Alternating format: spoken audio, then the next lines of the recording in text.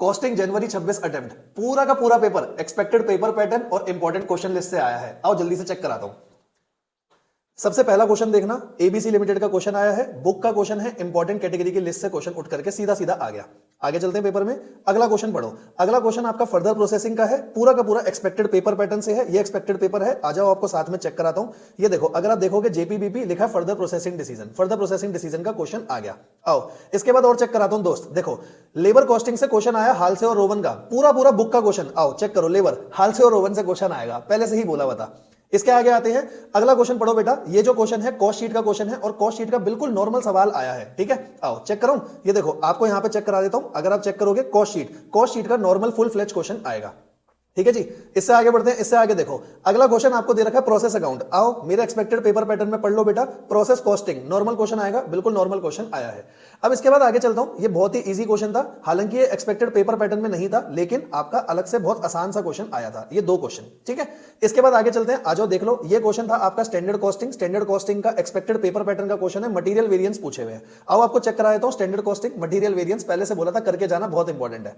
इसके आगे देखो, अगला क्वेश्चन दिखाता हूं आपका। ये cost sheet cost accounting system का रिकंसिलिएशन का क्वेश्चन है। ये देखो आपको बुक में दिखाता हूं, exactly same question important question list में दे रखा था आप लोगों को। ठीक है, इसके बाद आगे बढ़ते हैं। अगला क्वेश्चन ये आपका फिर से लेबर कॉस्टिंग में एब्सेंटिज्म विद पे और विदाउट पे। ये देखो एग्जैक्टली सेम क्वेश्चन है, इंपॉर्टेंट क्वेश्चन लिस्ट में दिया हुआ है, जो रिलीज करी थी टेलीग्राम पे।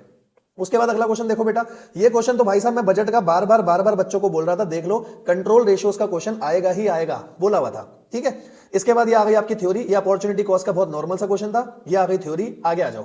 इसके बाद ये आया मटेरियल कॉस्टिंग। ये देखो मटेरियल कॉस्टिंग का ये सेम सवाल हमने क्लास में भी करा हुआ है कि अगर 2.5% पूरी इंडस्ट्री में हमारा शेयर है तो क्वेश्चन कैसे होगा। ये सेम क्वेश्चन यहां से उठ के आया। ठीक है, आगे चलता हूं दूसरे एमसीक्यू पे। देखो यहां पर ये दे रखा है, बहुत इजी सा सवाल है। अगला देखो, number of hours, number of operator. ये सेम सवाल हमने बुक में करा है इंपॉर्टेंट क्वेश्चन की लिस्ट में कि नंबर ऑफ ऑपरेटर्स कैसे निकालते हैं। ऐसा बढ़िया क्वेश्चन मैंने करा रखा है ऑलरेडी। इसके बाद आगे और लेके चलता हूं। ये देखो लीफो फीफो का बहुत आसान सा क्वेश्चन था, इसमें कुछ भी नहीं था।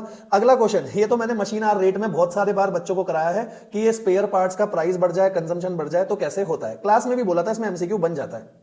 अगला केस सिनेरियो, ये पूरा का पूरा केस सिनेरियो आपका मार्जिनल कॉस्टिंग से आया है। ये देखो इंपॉर्टेंट क्वेश्चन लिस्ट से कि आपको एक प्रोडक्ट का डाटा दे रखा है, 3 प्रोडक्ट का, उसमें से डिसकंटिन्यू हो रहा है एक और आगे चालू हो रहा है। तो दोस्तों अगर आप देखोगे पूरा का पूरा पेपर आपका एक्सपेक्टेड पेपर पैटर्न से आया है।